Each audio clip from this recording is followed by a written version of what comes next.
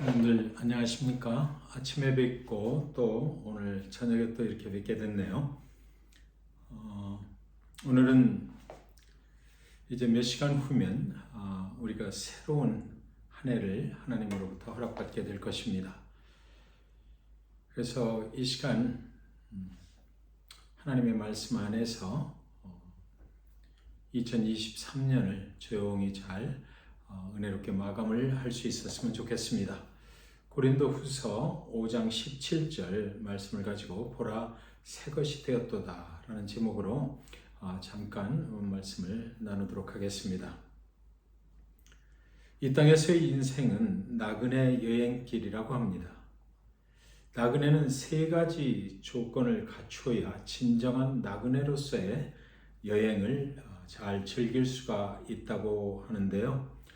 첫째는 짐이 가벼워야 합니다. 여행자에게 무거운 짐이 있으면 짐을 지고 다니느라고 여행을 즐길 수가 없을 것입니다. 두 번째는 마음에 드는 동행자가 있어야만 합니다. 마음에 맞는 사람하고 같이 할 때 그 여행의 즐거움이 배가 될 것이기 때문입니다. 그리고 마지막 세 번째는 돌아갈 집이 있어야 합니다. 나그네가 여행을 마치고 돌아갈 집이 없다면 그 사람은 나그네가 아니라 홈리스가 되고 만 것 아니겠습니까? 저와 여러분에게는 하나님께서 허락하신 새 집이 있습니다. 머리 두고 편히 잠들 수 있는 가정이 있잖아요. 그리고 또 언제든지 하나님을 예배하고 이웃을 섬길 수 있는 교회라는 집도 있어요. 그리고 또 하나는 주님이 우리를 위하여 예비하신 영원한 천국의 본향집도 있는 것입니다. 저와 여러분은 그 영원한 집을 향하여 이 세상 길을 가다가 2023년 마지막 시간을 지나서 지금 이제 2024년 새로운 날을 향해서 나아가고 있는 것입니다. 천상병 시인이 쓴 귀천이라는 시는 이렇게 쓰여 있어요. 나 하늘로 돌아가리라. 새벽빛과 닿으면 쓰러지는 이슬 더불어 손에 손을 잡고 나 하늘로 돌아가리라. 노을빛 함께 단둘이서 기슭에서 놀다가 구름 손짓하면 나 하늘로 돌아가리라. 아름다운 이 세상 소풍 끝내는 날 가서 아름다웠더라고 말하리라. 여러분의 2023년 나그네 여행길은 어떠셨나요? 시인의 시처럼 2023년 이 세상 소풍길 아름다우셨나요? 그리스도 안에 있는 저와 여러분이 살아가는 삶의 자리는 주님의 은혜로 언제나 아름다워졌으면 좋겠습니다.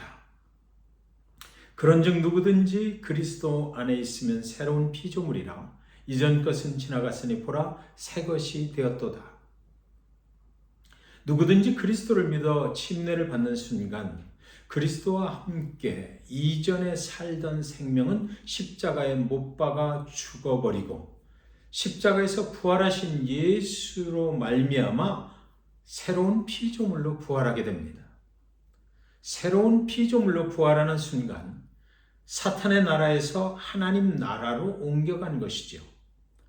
이 과정을 갈라디아서에서 더욱 정확하게 기록해 놓았는데요. 갈라디아서 2장 20절을 보면 내가 그리스도와 함께 십자가에 못 박혔나니 그런즉 이제는 내가 사는 것이 아니요 오직 내 안에 그리스도께서 사시는 것이라.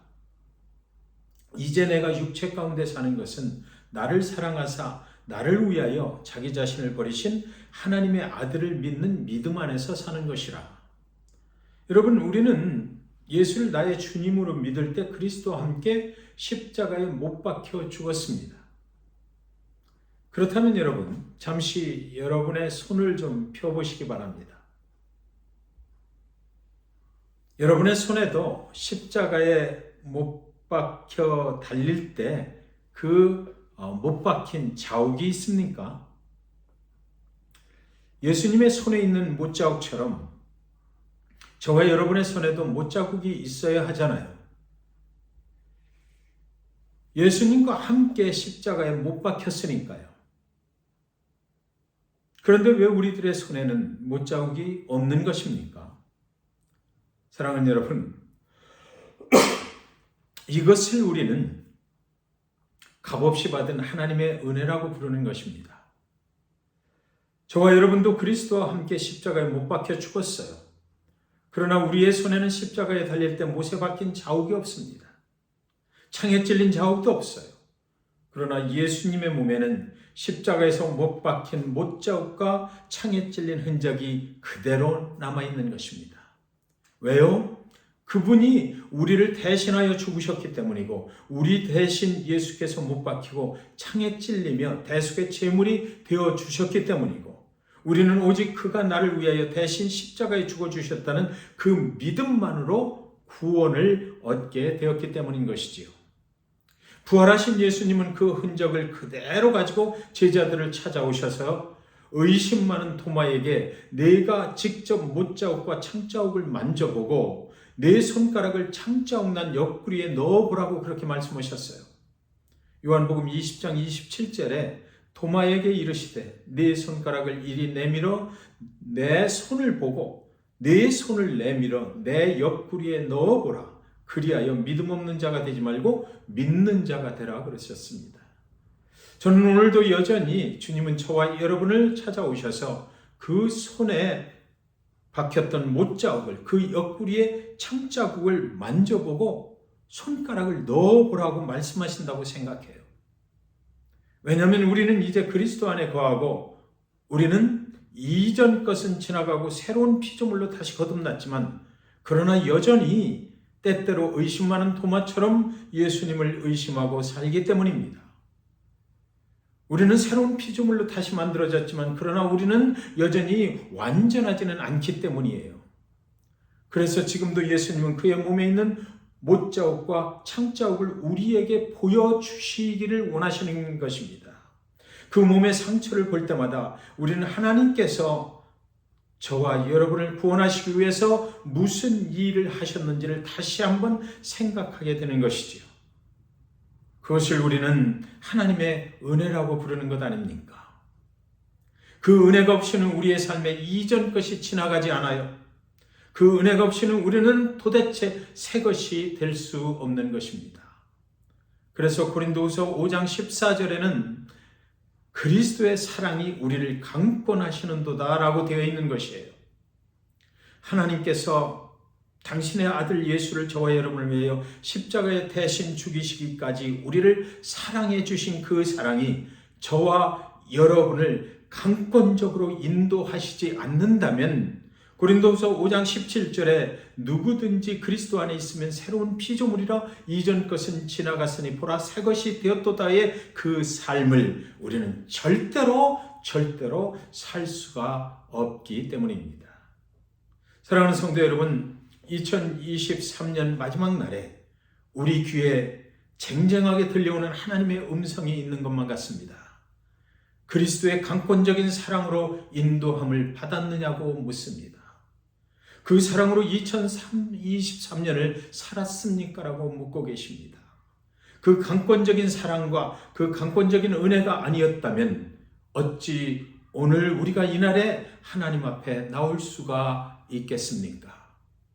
그 강권적인 하나님의 사랑이 우리를 인도하시면 우리 가운데 그럼 어떤 일이 일어나는 것일까요? 여러분, 받은 사랑이 나누는 사랑이 되는 것입니다. 제가 우리 막내 손녀에게 잠들기 전에 읽어주는 책이 한 권 있어요. 이 책을 읽어주다가 제가 큰 은혜를 받았는데 바로 이 책입니다. 책 타이틀이 I love you through and through 이렇게 되어 있어요. 그리고 이 책의 내용을 보면 I love your top side, I love your bottom side, I love your inside and outside. I love your happy side, your sad side, your silly side, your mad side. I love your fingers and toes, your ears and nose. I love your hair and eyes, your giggles and cries. I love you running and walking, silent and talking. I love you through and through, yesterday, today, and tomorrow too. 이렇게 되어 있더라고요. 이 책을 읽어주면서 하나님의 우리를 향하신 사랑이 바로 이 사랑이구나 생각이 드는 거예요. 그리고 데이토나 한인침례교회 성도님들이 생각이 났습니다. 제가 만난 데이토나 한인침례교회 성도님들은 바로 이 하나님의 강권적인 사랑을 입은 성도들이구나 생각하고 하나님께 감사를 드리게 됐어요. 사랑하는 성도 여러분, 받은 사랑이 없는 사람은 다른 사람을 절대로 사랑할 수 없어요. 그래서 하나님은 우리를 사랑으로 인도하시되 아주 강권적인 사랑으로 인도하시는 것입니다. 그래서 우리도 서로 사랑하기를 하나님께서 원하시기 때문이지요. 사랑하는 데이토나 한인침례교회 성도 여러분, 한 해 동안 믿음을 지키고 교회를 지키고 예배를 섬기고 성도들을 주의 사랑으로 감싸고 기도하고 찬양하고 너무너무 수고가 많으셨어요. 그러나 그 길을 그리스도의 사랑이 우리를 강권적으로 인도해 오셨기 때문에 가능한 것이었다는 것이죠. 그래서 오늘 저와 여러분 모두가 우리를 그리스도의 강권적인 사랑과 은혜로 인도해 주신 하나님께 모든 영광과 감사를 올려드리는 것입니다. 여러분 수고하셨습니다. 2024년에는 더욱더 강권적인 하나님의 사랑이 저와 여러분을 인도해 주시기를 이 시간 주님의 이름으로 간절히 축원드리는 것입니다. 이렇게 사랑이 많으신 데이토나 한인침례교회 성도님들을 만나게 하신 하나님께 감사를 올려드립니다. 기도하겠습니다.